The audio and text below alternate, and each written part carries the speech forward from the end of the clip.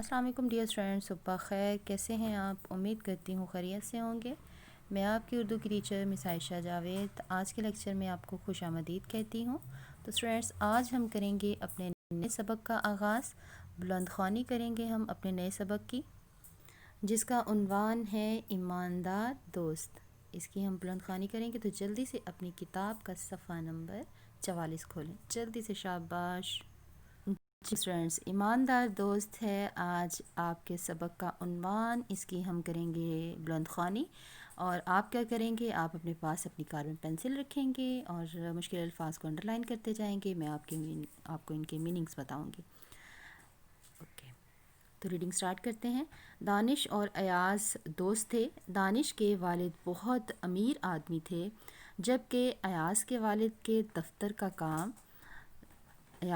ان کے دفتر میں کام کرتے تھے۔ ایک دن دانش اور ایاز اپنے اپنے ابو کے ساتھ دفتر آئے، وہیں دونوں کی ملاقات ہوئی اور دوستی ہو گئی۔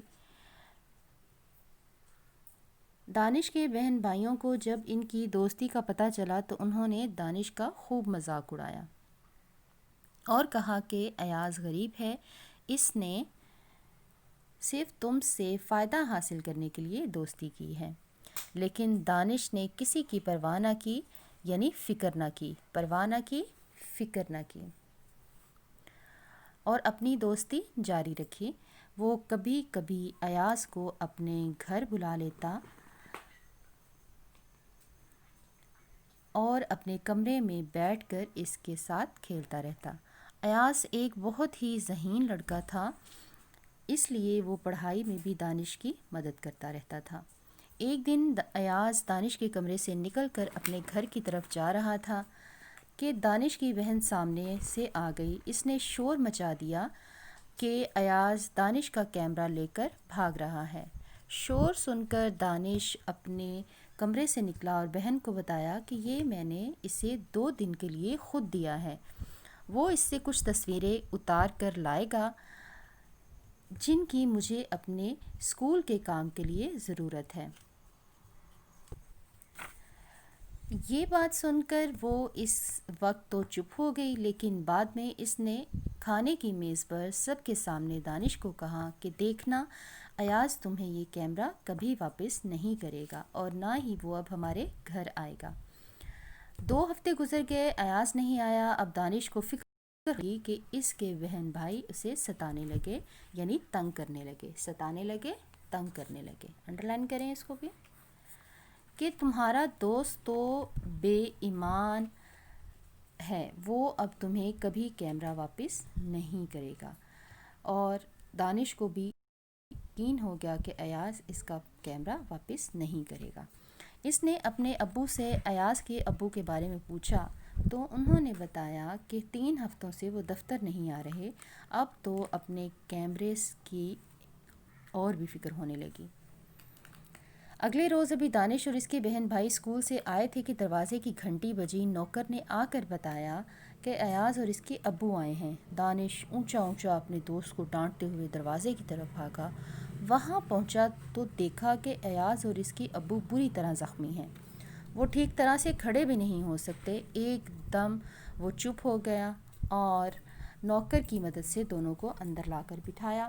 ایاز نے بتایا کہ جس دن وہ کیمرہ لے کر گیا تھا اسی دن ان کی موٹر سائیکل کو حادثہ پیش آیا، یعنی کہ ان کا ایکسیڈنٹ ہو گیا اور وہ بری طرح زخمی ہو گئے۔ یہ کیمرہ میرے پاس تمہاری امانت تھا۔ امانت کا مطلب ہے دی گئی کوئی چیز، کسی کی حفاظت میں اگر کوئی چیز دے دی جائے اسے کہتے ہیں امانت۔ ڈاکٹر کے منع کرنے کے باوجود میں یہ لوٹانے یعنی واپس کرنے آیا ہوں، تمہارے پاس آیا ہوں۔ دانش کو یہ سن کر بہت خوشی ہوئی اور اس کے دونوں بہن بھائی شرمندہ ہوئے۔ انہوں نے فوراً ایاز اور دانش سے معافی مانگی۔ دیکھا، ایاز نے اپنی امانت لوٹا کر کتنی عزت پائی۔ تو اسٹوڈنٹس، کتنی سبق آموز کہانی تھی کہ کسی انسان کو بھی اس کی ظاہری حالت کو دیکھ کر ہمیں اندازہ نہیں لگانا چاہیے کہ یہ انسان ایماندار ہے یا بے ایمان ہے، اور کسی کی مجبوری سے فائدہ نہیں اٹھانا چاہیے، اور ہمیشہ امانت داری کو اپناتے ہوئے ہمیں اپنے تمام رشتے نبھانے چاہیے۔ تو فرینڈس یہ آپ کی بلند خوانی تھی۔ آپ نے کس کے معنی، جتنے بھی مشکل الفاظ کے معنی ہیں ان کو آپ نے اپنی کاپی پر لکھنا ہے۔ کس طرح سے لکھنا ہے میں آپ کو بتا دیتی ہوں۔ انڈیکس میں آپ لوگ ایماندار دوست کی ہیڈنگ دیں گے اور ٹائٹل پیج اور ڈیٹ پیٹرن کے حساب سے ڈیٹ مینشن کرنے کے بعد گھر کا کام بدھ سب کچھ لکھنے کے بعد عنوان لکھیں گے ایماندار دوست، الفاظ معنی کی ہیڈنگ دینے کے بعد الفاظ معنی لکھیں گے۔ اوکے فرینڈس، اس کے ساتھ ہی اجازت چاہوں گی، ہمیشہ دعاؤں میں یاد رکھیے گا۔ اللہ حافظ۔